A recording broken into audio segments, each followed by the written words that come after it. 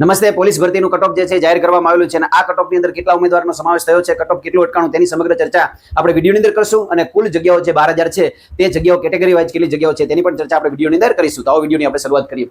Police ભરતી 2024 ની અંદર જે છે જાહેર થઈ હતી તેની અંદર આપણે જોવા જઈએ તો તારીખ 15/6/2025 ના રોજ એક્ઝામ લેવાની. આ એક્ઝામ જે છે કુલ 200 માર્કનું પેપર હતું અને તેની અંદર પાર્ટ એ અને પાર્ટ બી હતો. પાર્ટ એ ની અંદર 80 માર્ક, પાર્ટ બી ની અંદર જે છે 120 માર્ક હતા અને બંનેની અંદર ફરજિયાત 40% માર્ક જે છે લાવવા ફરજિયાત હતા. તો ટોટલ જે છે લગભગ 2,37,000 ઉમેદવારો જે છે એક્ઝામ આપી હતી અને તેની અંદર જે છે 32,802 ઉમેદવારો જે છે પાસ થયા હતા.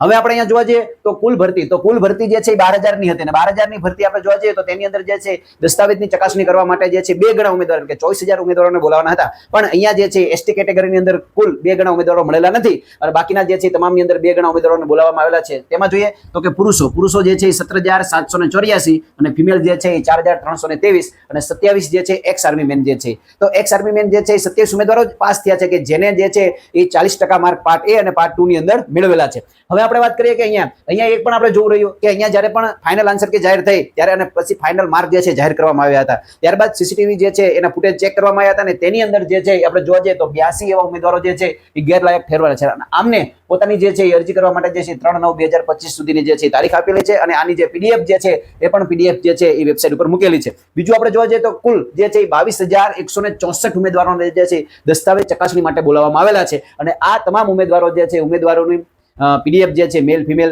અને એક્સ આર્મી મેનની તે પણ ઓનલાઈન જે છે તમે વેબસાઇટ ઉપર જોઈ શકશો. હવે આપણે વાત કરીએ કટઓફ. તો કટઓફ જે છે કેટલું અટકાણું છે તો કટઓફની આપણે વાત કરીએ તો જનરલ કેટેગરીમાં જે ઉમેદવારો આવે છે અહીંયા એ પણ ચર્ચા આપણે કરી લઈએ કે જનરલ કેટેગરીની અંદર કોનો સમાવેશ થાય જેને અનામત મળે છે કે ઈડબ્લ્યુએસ, એસસીબીસી, એસસી અને એસટી અને જે ઉંમર જે છે એની જે છે વધી એમાં છૂટછાટ લેતા નથી અને ખાસ કરીને એસટી કેટેગરીના ઉમેદવારો જે છે તેને ઉંમર અને ઊંચાઈ બંનેમાં જે છે છૂટછાટ મળે છે. તો જે લોકોએ આવો જે છે અનામતનો લાભ લીધેલો નથી ઉંમર અને અહીંયા વાત કરીએ તો ઊંચાઈનો માત્ર એસટી કેટેગરીને તો આ લાભ લીધેલો નથી એવા તમામ ઉમેદવારોનો જે છે સમાવેશ જે છે એ જનરલની અંદર થાય છે. તો જનરલનું કટઓફ જે છે 120.50 પુરુષો માટે, મહિલા માટે જે છે 98.25, ઈડબ્લ્યુએસ જે છે તેનું કટઓફ પુરુષો માટે 94.50, મહિલાઓ માટે જોઈએ તો 80.50, એસસીબીસી ના ઉમેદવારો જોવા જઈએ તો 109.75, અહીંયા મહિલાઓ જોવા જઈએ તો 80.25 છે. એસસી કેટેગરીના ઉમેદવારો જે છે 94.75, મહિલા કેટેગરીમાં 80.50, એસટી કેટેગરીના ઉમેદવારો જે છે તેના માટે 80.50 અને મહિલા માટે જે છે 80 જે છે એ કટઓફ અટકાણું છે. એટલે કે જે છે એ બંને પાર્ટની અંદર પાસ છે એવા તમામ એસટી કેટેગરીના ઉમેદવારોનો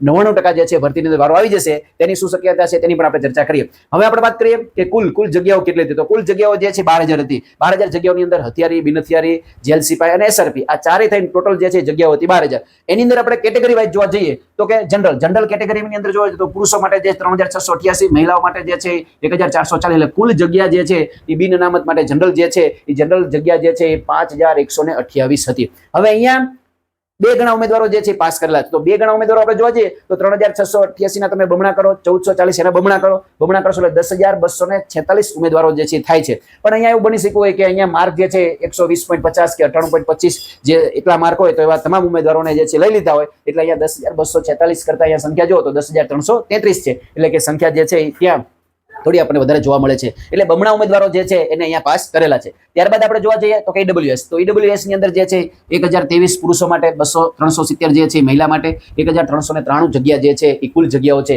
એના બમણા ઉમેદવારો અહીંયા પાસ કરવામાં થોડી સંખ્યા જે છે એ વધારે હશે કારણ કે સમકક્ષ માર્ક થતા હોય તો લગભગ એવા તમામ ઉમેદવારોને જે છે અહીંયા લઈ લીધા છે. ત્યારબાદ આપણે જોઈએ એસસીબીસી. તો એસસીબીસી કેટેગરીના ઉમેદવારો જે છે પુરુષોમાં 2,050 છે, મહિલા જે છે એની જગ્યા જે છે એ 815 છે એટલે કુલ 2,865 જે છે એ જગ્યા જે છે એ એસસીબીસી ની જગ્યા છે. ત્યારબાદ આપણે વાત કરીએ એસસી કેટેગરી. તો એસસી કેટેગરી જે છે તેની પુરુષોની જગ્યા 589, મહિલાની જગ્યા જે છે એ 225 છે એટલે કુલ જગ્યા 814 છે. ત્યારબાદ આપણે જોઈએ તો કે એસટી કેટેગરીની જગ્યા. તો એસટી કેટેગરીમાં પુરુષો માટે 1,297, મહિલા માટે જે છે 503 એટલે કુલ જગ્યા જે છે એસટી કેટેગરીની અંદર 1,800 જગ્યાઓ છે. અને અહીંયા આપણે જોવા જઈએ તો કે કુલ દસ્તાવેજ ચકાસણી માટે જે છે એ કેટલા ઉમેદવારોને બોલાવવામાં આવ્યા? તો દસ્તાવેજ ચકાસણી માટે જે છે એ 1,682 ઉમેદવારો જે છે એને ચકાસણી માટે બોલાવવામાં આવેલા છે. એટલે કે અહીંયા જોવા જાવ તો કે કુલ જગ્યા કેટલી છે? 1,800 જગ્યા. અહીંયા દસ્તાવેજ ચકાસણી માટે કેટલા ઉમેદવારોને બોલાવવામાં આવેલા છે? તો કે અહીંયા દસ્તાવેજ ચકાસણી માટે જે છે 1,682 ઉમેદવારોને જે છે બોલાવવામાં આવેલા છે. એટલે અહીંયા આપણે જોવા જઈએ તો કે આ જનરલ મેરિટ જે છે 10,333 એમાં પણ અમુક એસટી કેટેગરીના ઉમેદવારો હશે કે જેને માર્ક જે છે આના કરતા વધારે થાય છે.